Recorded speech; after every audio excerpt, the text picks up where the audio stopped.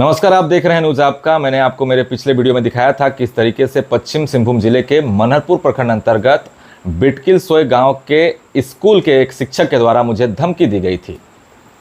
मैंने पश्चिम सिंहभूम जिले के नक्सल प्रभावित इलाका रुतागुटू गांव के स्कूल की भी रिपोर्टिंग की थी और मेरे रिपोर्टिंग का असर आपको मैं दिखा रहा हूं कि शिक्षा विभाग की तरफ से जो है एक लेटर जारी होती है और रुतागुटू गांव का जो स्कूल है उसके जो शिक्षक हैं उसका मानदेय रोक दिया गया।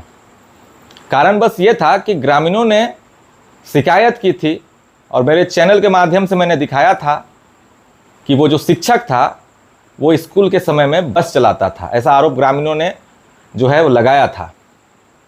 मैं दोबारा जब उस रुतागुटू गांव का स्कूल गया तब ग्रामीणों के द्वारा हम सभी लोग एक साथ उस स्कूल पर पहुंचे। पहले तो मैंने आपको दिखाया होगा कि इस तरीके से जो है जब गर्मी छुट्टी थी तो विद्यालय के सारे स्कूल के ताले खुले थे, चारों ओर गोबर बिखरे पड़े थे। और जब स्कूल खुला उसके बाद मैं दोबारा वो स्कूल पहुंचा जहां पर ग्रामीण फिर से शिकायत कर रहे थे कि ये टीचर जो है अभी भी नहीं सुधरा है। तब ग्रामीणों के द्वारा टीचर से बातचीत की गई और मैं भी वहां पर पहुंचकर देखा तो काफ़ी हैरान हो गया कि झारखंड में शिक्षा व्यवस्था किस तरीके से चल रही है और ख़ास करके ऐसे नक्सल प्रभावित वाले इलाके जहां शिक्षा व्यवस्था पूरी तरह से ठप नज़र आती है। स्कूल पहुंचते ही मेरी नज़र सबसे पहले उन 4 बच्चों पर पड़ी जो खाना खा रहे थे, जो ड्रेस भी नहीं पहने हुए थे। 4 से 5 मात्र बच्चे थे। और जब मैंने चावल को देखा, दाल को देखा तो आप तस्वीर के माध्यम से देखिए क्या गुणवत्ता है खाने में। और आप हैरान हो जाएंगे कि स्कूल के अंदर चावल भी उस दिन नहीं था। शिक्षक ने सिर्फ दाल खरीदा, आलू खरीदी, बाकी आंगनबाड़ी केंद्र जो कि बगल में है उससे चावल लेकर उस दिन बच्चों के लिए चावल बना था, मात्र 4 से 5 बच्चों के लिए। आज कहाँ से चावल लाए? ये चावल चावल को ना था आंगनबाड़ी 12 किलो जो नहीं किंगा से आंगनबाड़ी से चावल लाया। मतलब आंगनबाड़ी से जो चावल दिया उसी को आज बनाया यहाँ। इना का भाई कने।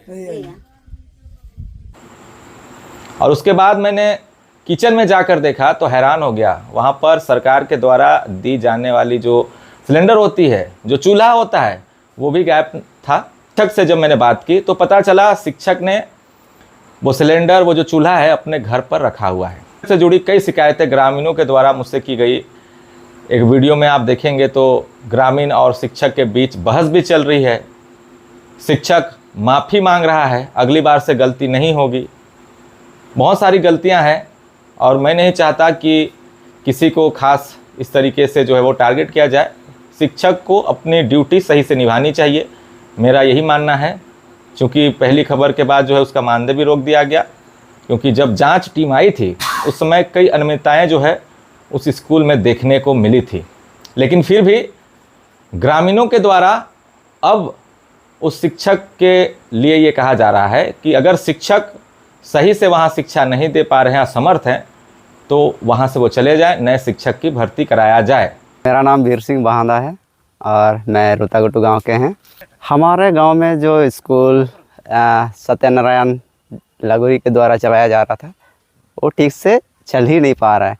और जो राशन भी लेकर आते हैं तो वो बीच रास्ता में ही छोड़ देता है, ऐसे उन्होंने ही कहा। तो अभी ना स्कूल में राशन है, ना ही ड्रेस बच्चों को दिया है और बैग भी अभी तक वितरण नहीं किया है। ये हम लोग नहीं चाहते हैं कि यही टीचर रहे। पहले बस चलाता था स्कूल छोड़ के? हाँ, बस चलाता था।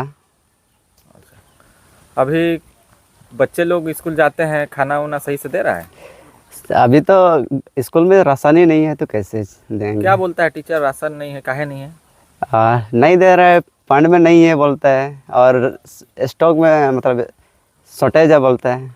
और ड्रेस वगैरह भी कोई बच्चा नहीं पहन के आया था? एक ही बच्चा ड्रेस पहना था और 5 ही बच्चा था। और दिया भी नहीं है। ड्रेस नहीं दिया है? नहीं दिया है।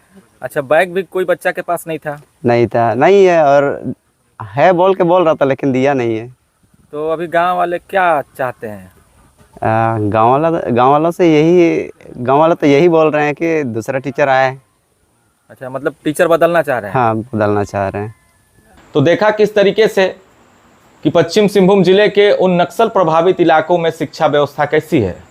और अगर इस चीज़ की रिपोर्टिंग मैं करता हूं तो कई शिक्षकों को तकलीफ़ होती है। रूतागुटू में पहुंचा था, वहां जब पहुंचा तो और एक शिक्षक के द्वारा मेरे बारे ये कहा जाने लगा कि ये तो बाहर का रहने वाला है। बाहर बोले तो मैं दूसरे ज़िला का रहने वाला हूं, मगर इस क्षेत्र में आकर रिपोर्टिंग करता हूं। इससे उस टीचर को तकलीफ़ हो रही है, जबकि उस टीचर को मैं जानता भी नहीं हूं। और जब मैंने पता किया उस टीचर के बारे तो ये पता चला कि नशे की हालत में आता है, कुर्सी पर बैठ के सोया हुआ रहता है। क्योंकि नक्सल प्रभावित इलाका रहा है, काफ़ी अंदरूनी इलाका है, कोई आम व्यक्ति भी बाहर का उस इलाके में जा नहीं सकता। लेकिन उस इलाके में टीचर ये सोच रहे हैं कि आखिर ये कहाँ से आया, कितने जंगल के अंदर उन स्कूलों को जो है वो दिखा रहा है, उन गड़बड़ियों को दिखा रहा है।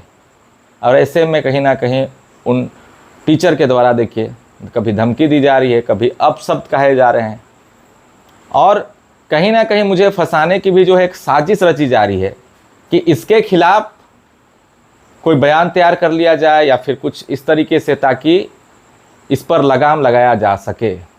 और सूत्रों के हवाले से मुझे जानकारी मिल भी रही है कि धमकी के बाद कई तरह की साजिश रचने की भी योजना बन सकती है, क्योंकि किसी व्यक्ति का शायद ईगो हर्ट होता होगा तो वो बदले की भावना से हो सकता है फिर से वो कार्य करेगा।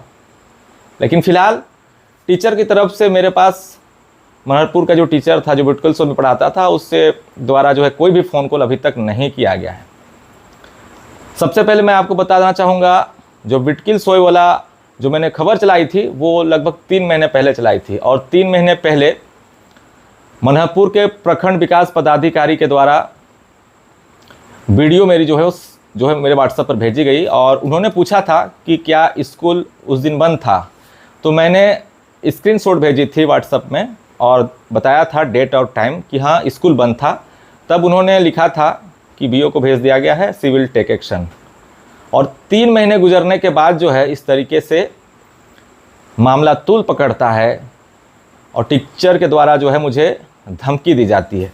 यानी कहीं ना कहीं आज के समय में सच दिखाना, सच बोलना, भ्रष्टाचार को उजागर करना खतरे से खाली नहीं है, क्योंकि दुश्मन काफ़ी पीछे पड़ जाते हैं। लेकिन जो मेरा काम है वो मैं करता रहूँगा और आपको कई तरह की अपडेट इस चैनल के माध्यम से देता रहूँगा। लेकिन मेरा यही मानना है कि झारखंड में शिक्षा व्यवस्था सुधरनी चाहिए, क्योंकि खास करके पश्चिम सिंहभूम के नक्सल प्रभावित इलाकों में ज़्यादातर ऐसे स्कूल हैं जहां पर सही शिक्षा नहीं दी जाती है।